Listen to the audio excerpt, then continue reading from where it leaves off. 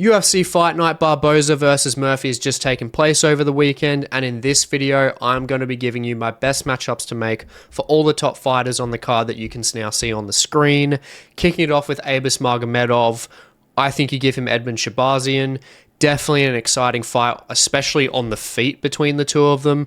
Both have the speed, definitely have the KO power, and it'll be fascinating to see coming off this Warlley Alves fight is how Magomedov's cardio can hold up, especially if he has to resort to those wrestling exchanges against Shahbazyan, because Shahbazyan does have that power.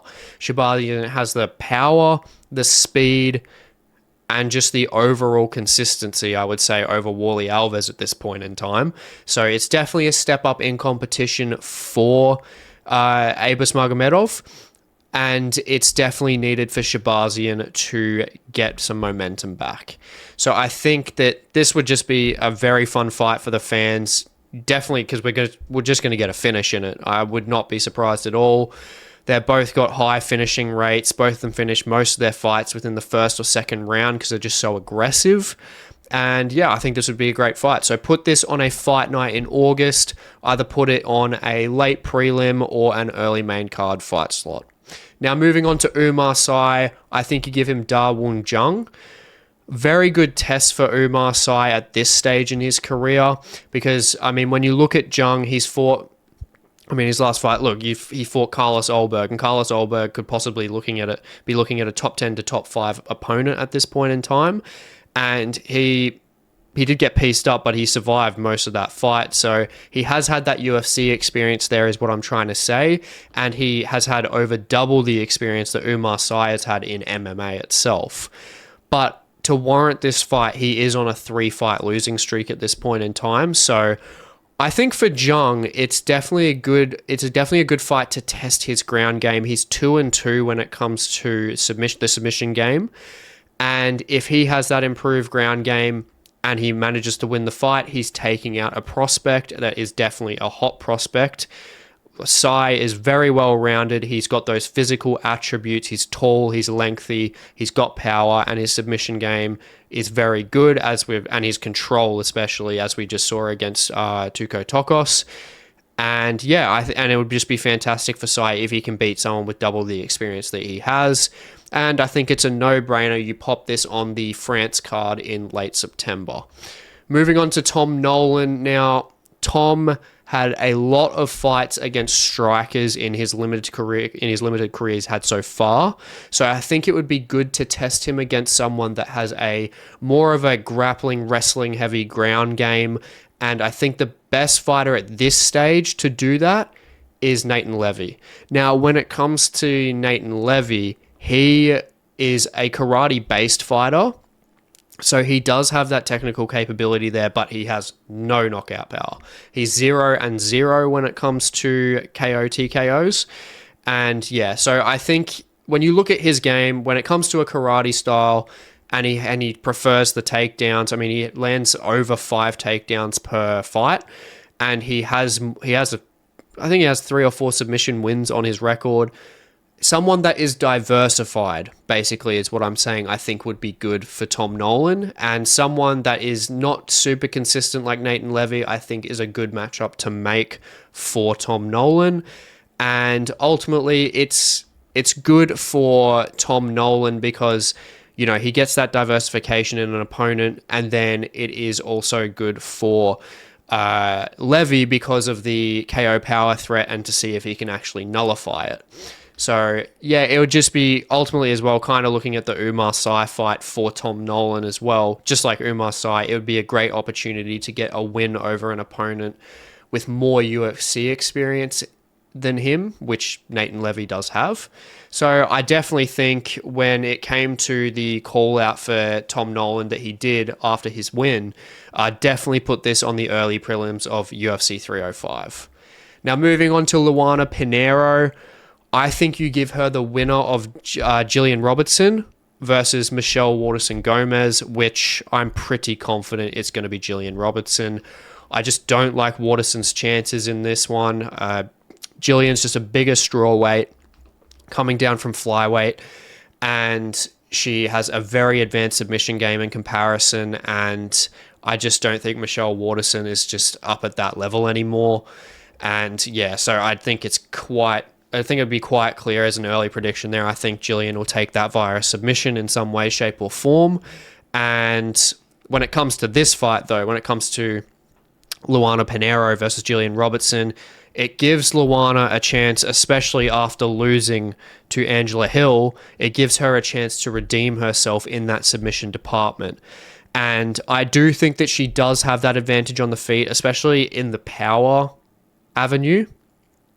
But yeah, I mean, it's just going to be a very tough test in terms of that submission game. But, you know, it's great for Jillian Robertson because if she can do that, if she can get through that, then she's looking closer to that top 10 position. And yeah, I think ultimately it is a good fight and test for both of them. I think you put this on a fight night in mid-September. Moving on to Angela Hill. I think that you give her Marina Rodriguez. Now, I would like to see her versus Jessica Andrade, who she's been calling out for, and make that women's BMF fight out of it. But I just think Andrade at this point in time is a bit too far up the rankings for her. And I think when you look at Rodriguez versus Angela Hill, it's just a great kickboxing fight. And if we go off if it's anything to go off from the Luana Pinheiro fight, if we get to see more of Angela Hill's ground game, then I mean she might even be able to get a second submission there. We just don't know. And if Angela Hill does win this against Rodriguez, she's definitely looking at that Andrade fight for sure. But yeah, I know that when I did the prediction for Rodriguez in the UFC 300 matchups to make video, if you haven't checked that out, check it out after this video. I go through the whole entire UFC 300 card and do all their matchups. But when I was looking at that one, I did pin her against Lupi Godinez. But I just do think in terms of just a timeline sense overall, I think that this one could work better. And I do think that fans will probably be looking more towards this fight, especially just getting behind Angela Hill being at that age. Like Lupi Godinez has got a lot of time on her side, whereas Angela Hill doesn't. And if Angela Hill can get this opportunity to beat Rodriguez, she's in with a real chance to actually make that push for the title, being almost 40 years old. So I definitely think that this one, I'd probably edge this one over that original prediction I made, or that original matchup I made.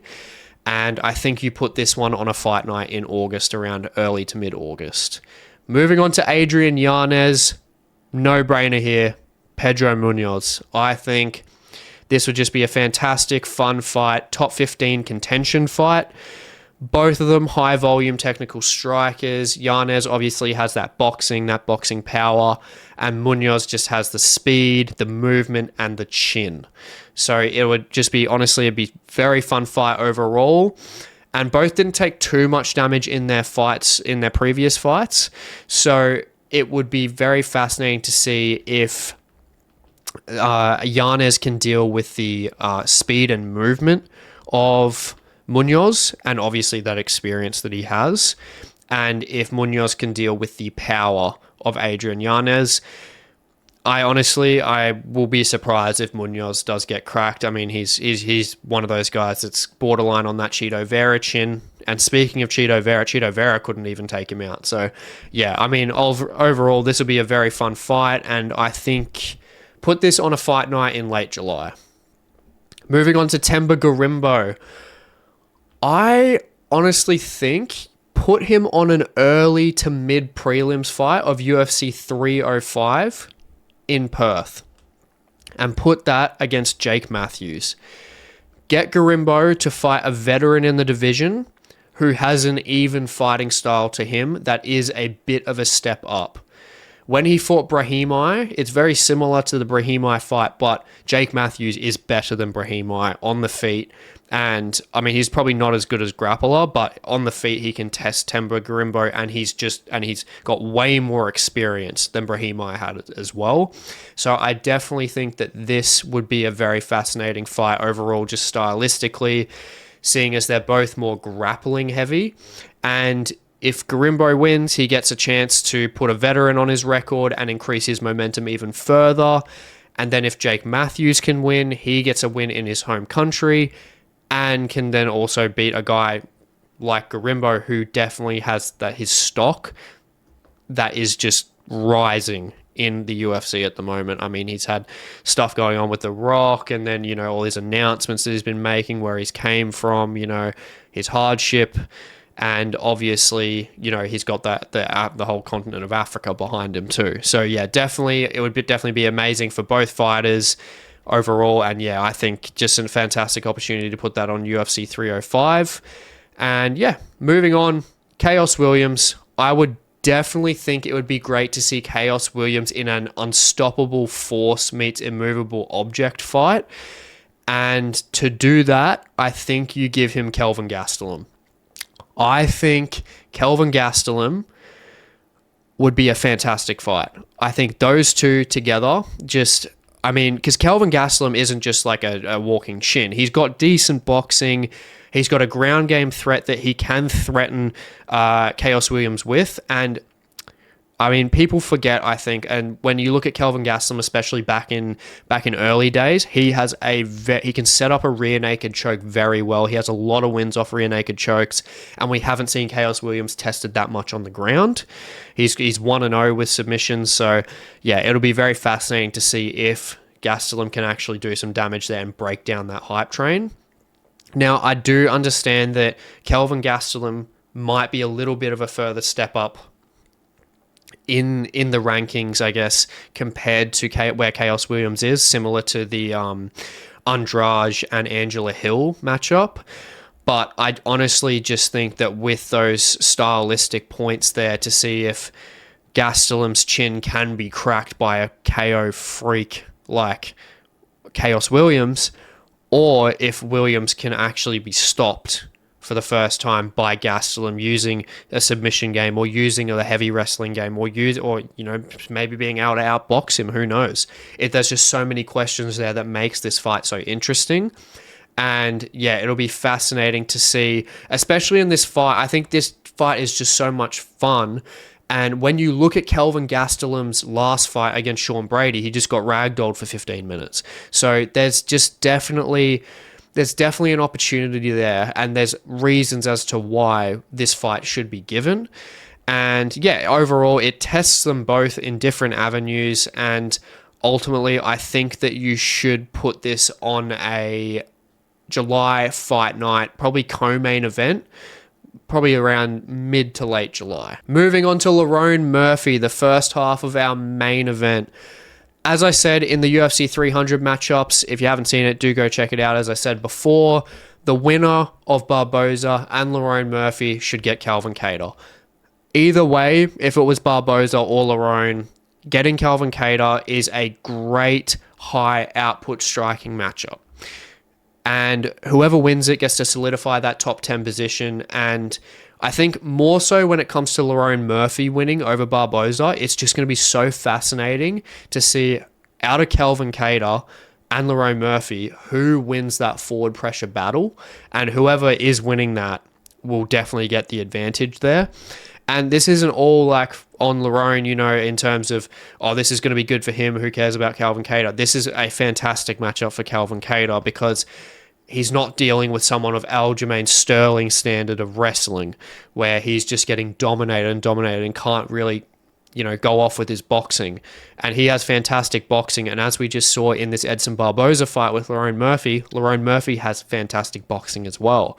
So it'll just be so fascinating to see how Calvin Kattar can adjust to if he's on the back foot, how he adjusts to the takedown game this time, because Lerone Murphy does have good takedown entries. And then we also look at, both of them are high volume fighters and are very technical. And it would honestly just be a beautiful fight to watch. And I think you put this as a fight night headliner in September, or possibly on the prelims of UFC 306 at the Sphere. Now, moving on to Edson Barboza. It's pretty tricky trying to give him an actual matchup. I did find it a little bit hard, because you've got Sadiq that's ranked, who's already fought him. Dan Ige and Joe Anderson Brito are tied up together. And Diego Lopez is going to be fighting higher in the rankings than Edson Barboza is, just because of the amount of hype that he has at the moment.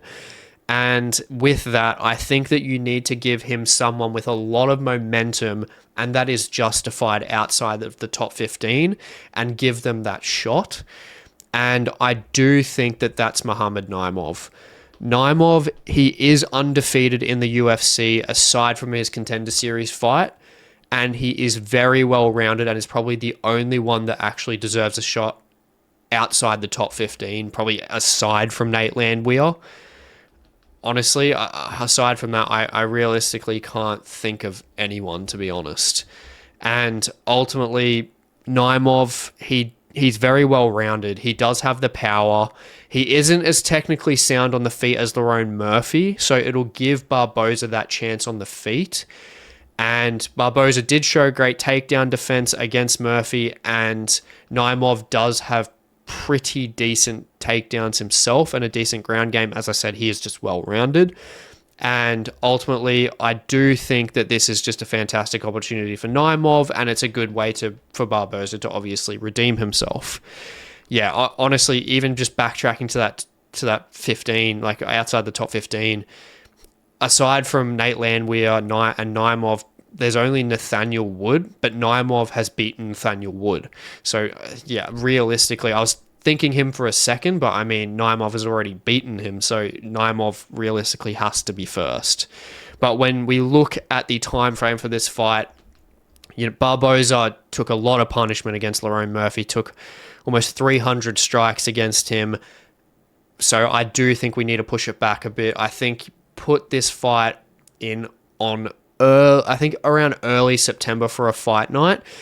And I think it would be fine for Naimov if he's taking a bit more time. If he knows that he's getting like the 12th or 13th ranked fighter in the featherweight division, he'll take a bit more time if he can get that fight confirmed with Barboza, 100%. Edson Barboza is a big name. Why not take it? And even if he has to take a little bit more time off.